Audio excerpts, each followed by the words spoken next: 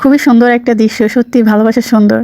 Hello everyone, আসসালামু আলাইকুম। আজকে একটা নতুন ব্লগ নিয়ে চলে আসলাম, ডেইলি ব্লগ। আজকে আমি গাছে অ্যালোভেরার ডাল কাটতে আসছি, একটু হেয়ার টোনার বানাবো সেই জন্য। তো আমার গাছগুলো খুবই ছোট কিন্তু খুব সুন্দর করে বেড়ে উঠতেছে। তো আমি আজকে কয়েকটা ডাল কাটবো, জাস্ট একটু হেয়ার টোনার করবো, আর নেক্সট এক সপ্তাহ পরে কাটবো। ওইটা দিয়ে একটা তেল বানাবো। প্রচুর চুল পড়তেছে ইদানিং, তো দেখি কিছু করে কিছু হয় নাকি। তো এত তাড়াতাড়ি গাছগুলো কত সুন্দর বড় হয়ে গেছে, হেলদি হয়ে গেছে মাশাল্লাহ।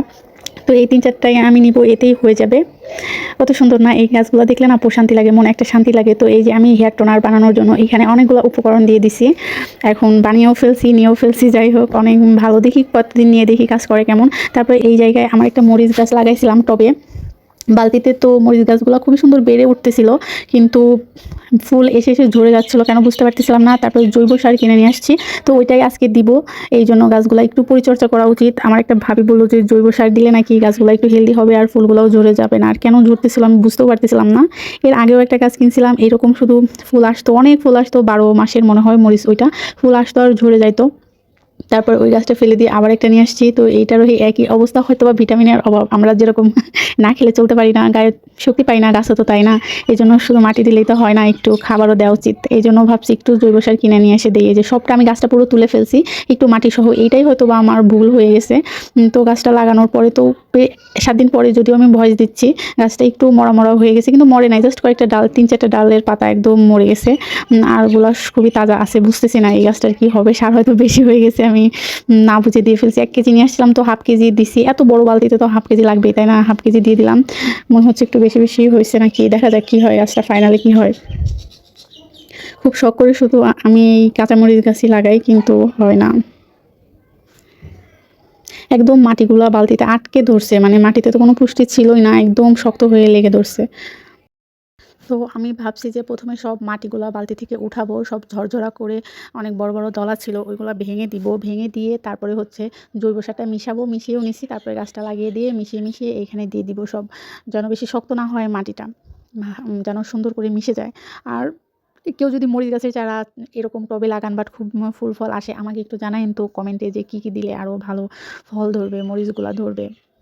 আমি এগুলো বুঝি না আসলে, কিন্তু আমার খুব ইচ্ছা যে এই গাছটা ভরে মরিচ আসুক। দেখা যাক কী হয়। আমি সবগুলা মাটি নামায় নিছি, সব সারও মিশিয়ে দিছি সবগুলাতে, এখন শুধু দিয়ে দিচ্ছি। এই যে এইভাবে মিশিয়ে নিছি। খুব বেশি হয়েছে কি আপনারা বলেন তো? আমার তো মনে হচ্ছে না যে অনেক বেশি হয়ে গেছে সার, কিন্তু গাছগুলো একটু মরা মরা ধরলো কেন বুঝলাম না। তারপরে যে ছোট ছোট গাছগুলো ছিল আর কি, ওই গাছের আমি একটা, এই গাছটা যখন কিনে আনছি তখন 4-5টা মরিচ ধরাই ছিল, এটা দেখে কিন্তু কিনে আনছি, কিন্তু আর ধরলো না। ওইগুলো যখন পেকে গেলো তখন আমি জাস্ট বিচিগুলো গাছের চারপাশে ছিটাই দিয়ে রাখছিলাম, আর কিচ্ছু করি নাই। ওইটা থেকে কত সুন্দর চারা হয়েছে মাশাআল্লাহ। ওই চারাগুলো এখন আমি ছোট্ট একটা বোতল কেটে নিছি, এটাতে 2-3টা লাগায় রাখবো। দেখি একটু বড় হলে একটু বড় বালতিতে দিব, দেখি কেমন হয়। যেরকম একটা গাছের যত্ন লাগে গাছটা বেঁচে থাকার জন্য, গাছটা বাঁচিয়ে রাখার জন্য, ঠিক তেমন একটা সম্পর্কও একটা গাছেরই মতো। এইটা যেমন যত্ন পাইলে বেড়ে ওঠে, একটা সম্পর্কও যত্ন পাইলে লং টাইম স্টে করে। তো যদি যত্নই না থাকে একটা সম্পর্ক, তো লং টাইম স্টে করবে না। তো আমাদের যাই হোক, সব কিছুর মধ্যেই যত্নটা খুব প্রয়োজন, কেয়ারটা খুব প্রয়োজন, ভালোবাসাটা খুব প্রয়োজন। এটা সব কিছুর ক্ষেত্রেই হোক, একটা গাছ বা সম্পর্ক। কেন জানি না, খুব বেশি মনে হয় এখন যতটা দেখি আর কি আশেপাশে, যে মানুষের মধ্যে থেকে ভালোবাসাটাই উঠে যাচ্ছে, মানুষের বিশ্বাসটা উঠে যাচ্ছে।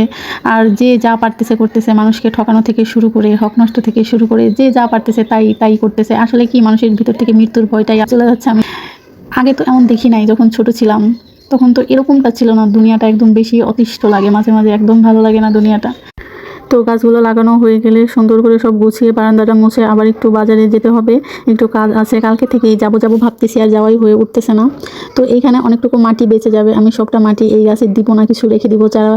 কিছু চারা যে রাখলাম ওই চারার জন্য।